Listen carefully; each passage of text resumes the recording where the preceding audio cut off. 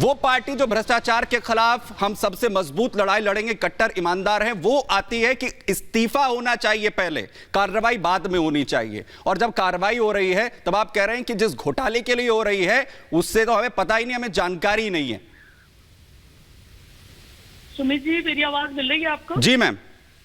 जी सुमित जी, मैं ये कहना चाहती हूँ कि यदि आप इस्तीफे की बात करते हैं और आप ये कह रहे हैं कि जल घोटाले पर भी आज समन किया गया और 2 समन आज केजरीवाल जी को भेज दिए गए, तो समन भेजने की जो प्रक्रिया है वो तो आज से थोड़ी, वो तो सत्येंद्र जैन जी के समय से लेके और अब केजरीवाल जी तक पूरी तरह से आम आदमी पार्टी को टारगेट बना के मोदी सरकार कर ही रही है। ठीक है, बार बार समन भेजना, बार बार हमारे नेतृत्व को दिशा दिखाने के लिए, उनको दोषी दिखाने के लिए एक षड्यंत्र की राजनीति भारतीय जनता पार्टी पहले दिन से कर रही है। जी। उसी राजनीति के तहत सिसोदिया जी जेल में है, संजय सिंह जी जेल में, सत्येंद्र जैन जी जेल काट के आए, अभी जमानत से बाहर आए हैं और अब केजरीवाल जी के पीछे लगे हुए हैं। जी। देखिए, मैं ये कहना चाहती हूँ कि इसके पीछे सिर्फ एक ही मंशा है कि आने वाले लोकसभा चुनाव में किसी तरह से जो आम आदमी पार्टी का नेतृत्व है वो प्रचार के लिए लोगों के बीच में ना जाए।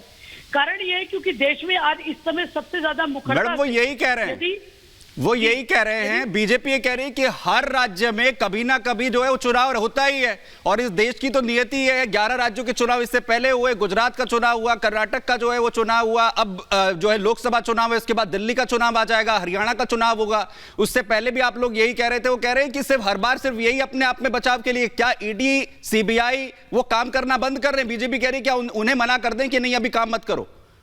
आप ईडी सीबीआई की बात कर रहे हैं सुमित जी, तो आप मुझे बताएं कि जो ईडी ने अभी तक 5,900 कुछ केस दर्ज किए हैं, जिनमें सिर्फ 25 के ऊपर फैसला आया है और 24 में उसको सजा हुई है, तो ये सारे मामले जो थे क्या वो सब सॉल्व कर लिए उन्होंने? क्या जो लोग भारतीय जनता पार्टी ज्वाइन कर चुके हैं और जिन्हें भारतीय जनता पार्टी ने राज तिलक करके अपने दाएं बाएं बिठा लिया है, क्या उनकी इन्वेस्टिगेशन पूरी हो चुकी है? जिन लोगों के खिलाफ भ्रष्टाचार के मामलों में बुकलेट छपवाई भारतीय जनता पार्टी ने, जिन लोगों के खिलाफ पंपलेट बांटे भारतीय जनता पार्टी ने, जिन लोगों के खिलाफ पूरी मुहिम चलाई, आज वो लोग भारतीय जनता मैं जवाब ले लेता हूं जरा इस पर, मैं जवाब ले लेता हूं। सिद्धार्थ यादव जी हमारे साथ अभी जुड़े नहीं है, प्लीज जरा उन्हें भी जोड़ने की कोशिश करिए। मैं सौरभ दुबे जी आपके पास आ रहा हूं और वो ये कह रहे हैं, अगर सिद्धार्थ यादव जुड़ गए मैं जरा उनके पास जा रहा हूं, सीधा उनसे जवाब लेता हूं। सिद्धार्थ जी हमारे साथ आम आदमी पार्टी से प्रवक्ता अनुराधा जी जुड़ी हुई है, वो कह रही है कि केस तो जो है हजारों की संख्या में है, कितनों पर कार्रवाई कर ली आपने? और दिलचस्प यह है कि यह कार्रवाई सिर्फ विपक्षी पार्टियों के नेताओं पर आप लोग करते हैं, अपनों को भूल जाते हैं।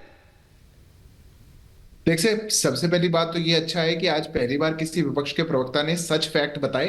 25 केसेस में कन्विक्शन हुआ है अब तक ईडी के केसेस में, जिसमें 25 केसेस का कंक्लूजन हुआ है, जिसमें 24 में कन्विक्शन हुआ है। मतलब ये 95% का कन्विक्शन रेट है ईडी का। आपने अपने 10 साल में मात्र 100 केसेस में चार्जशीट करी थी, हमने अपने 10 साल में 880 केसेस में चार्जशीट करी। अगर कोई एजेंसी अपना काम ढंग से कर रही है और वो इस देश में भ्रष्टाचारियों पर एक कहर बनकर टूट रही है, तो आप तो भ्रष्टाचार का नाम लेके सत्ता में आए थे। आप तो वो लोग थे जिन्होंने हमेशा कहा था ये भ्रष्टाचारियों को अंदर डाल दो, मैं लिस्ट लेकर आ रहा हूं, मैं लॉकर तोड़ रहा हूं, मैं ये बाहर निकाल के लाया, ये देखो सारे भ्रष्टाचारी, और उनके साथ आप खड़े होकर स्टेज पे फोटो खिंचवाते हैं, स्टेज से आप नीचे गिरने की कगार। नहीं, आप तो ऐसे घोटालों में समन कर दे रहे हैं। एक मिनट, नहीं सिद्धार्थ, वो ये कह रहे हैं सिद्धार्थ जी, वो आप ऐसे समन भेज दे रहे हैं, उन्हें तो जानकारी नहीं है इस बात की ना। अनुपा जी कह रही हैं, और कुछ देर पहले खुद आम आदमी पार्टी की तरफ से जो है प्रेस कॉन्फ्रेंस की गई, कह रहे कि कौन शराब घोटाले का अभी तक जिक्र हो रहा था, हमें तो यही नहीं पता जल बोर्ड घोटाला कौन सा है ये। नहीं, जल बोर्ड, ये इसमें बात दूसरी है। समन का आपको नहीं जानकारी थी, इतनी तो समझ में आ गया। जल बोर्ड घोटाले का आपको नहीं जानकारी थी। आपने विधानसभा में खड़े होकर के कहा था कि हम हर साल जल बोर्ड का ऑडिट करवाएंगे। आपने इतने सालों से नहीं करवाया, किस लिए नहीं करवाया? आज यही जवाब दे देंगे। आम आदमी पार्टी की प्रवक्ता यहाँ पे बैठी हैं। जल बोर्ड का, दिल्ली जल बोर्ड का ऑडिट दिल्ली की सरकार इतने वर्षों से नहीं। अनुराधा जी एक लाइन में जवाब दे दीजिए, मुझे बाकी गेस्ट के पास भी जाना। अनुराधा जी ठीक है, जवाब ले लेते हैं सिद्धार्थ जी, ठीक है। अनुराधा जी बोलिए जल्दी से। क्या आपको शिवराज सिंह चौहान के घोटाले का नहीं पता था? क्या आपको अजीत पवार के घोटाले का नहीं पता था? क्या आप नहीं, आप बताइए, क्या आप भ्रष्टाचार का समर्थन करते हैं राजनीति में? आपकी पार्टी भ्रष्टाचार का समर्थन करती है क्या? आपकी पार्टी भ्रष्टाचार का आप मान रहे हैं कि आपने भ्रष्टाचार किया? छोड़िए किसी और को। स्वीकार कीजिए, आप राज्यसभा मान में रहे हैं कि भेज रहे आपने भ्रष्टाचारियों को। ठीक है, आप कल तक ठीक है गलत अनुराधा जी, बात कर अनुराधा जी, सवाल ये है, हमें तो अपनी सुचिता की बात करनी है, हमें तो अपनी सुचिता की बात करनी है। वो ये कह रहे हैं कि जिन लोगों पर आरोप लगा कर लाए उनके साथ तो कुर्सी साझा होने की बात होगी। मैं प्रेम जी को जरा इसमें जोड़ रहा हूं। प्रेम जी, वो ये कह रहे हैं कि कार्रवाई आप अपनों पर तो करते नहीं है, आप सिर्फ दूसरों को टारगेट करते हैं। तो ये दलील, मुझे लगता है ये दलील तो कोर्ट में भी नहीं चलेगी, वहां तो अपना केस लड़ा जाएगा ना।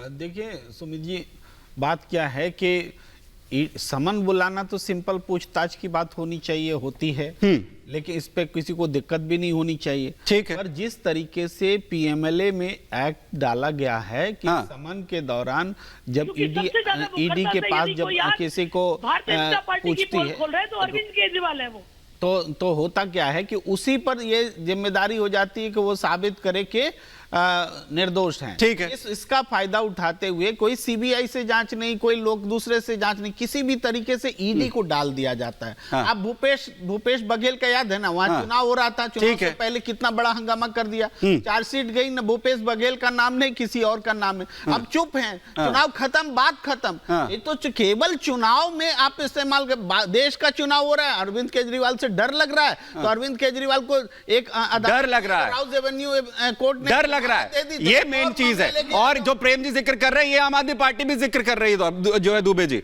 आम आदमी पार्टी भी यही कह रही है, सब कुछ हो रहा है सिर्फ इसलिए कि अरविंद केजरीवाल को प्रचार से जो है वो रोका जाए। और अनुराधा जी ने अपनी बात की शुरुआत भी इसी बात से की थी कि चुनाव है, इसलिए ये सब कुछ हो रहा है। दुबे जी, देखिए, प्रचार प्रसार तो केजरीवाल जी का हो ही रहा है ना। अभी चर्चा भी अरविंद केजरीवाल जी पर हो रही है। बस ये दुर्भाग्य है कि वो भ्रष्टाचार को लेके हो रही है। ये सौभाग्य होना चाहिए था आम आदमी पार्टी के लोगों का, या उनको जो सपोर्ट करते हैं, कि अरविंद केजरीवाल जी जो सुचिता की बात करके राजनीति में आए थे, क्या हमने बड़े बड़े नेताओं को इस्तीफा देते हुए नहीं देखा? लाल कृष्ण आडवाणी जी को नहीं देखा इस्तीफा देते हुए?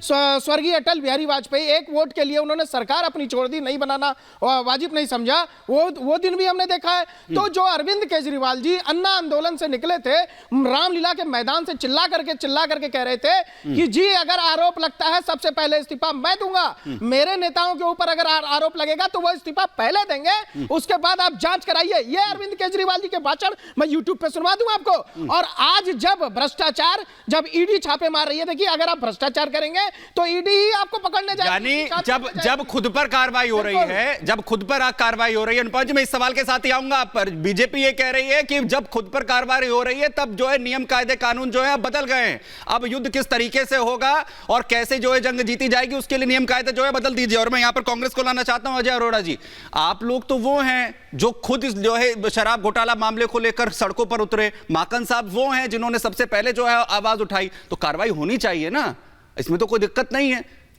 सुमित जी, जिसकी लाठी उसकी भैंस, जिस प्रकार से केंद्रीय सरकार अपनी एजेंसीज का दुरुपयोग कर रही है, मुझे तो लगता है सुमित, जब ईडी जाती है, इन्होंने कोई फॉर्म छपवा रखा है मेंबरशिप देने का भारतीय जनता पार्टी की, कहीं अंदर खाने ये कहते हैं या तो हमारी बात मानो, बीजेपी के मेंबर बन जाओ, या सीधा जेल जाओ, आप पे कार्रवाई होगी।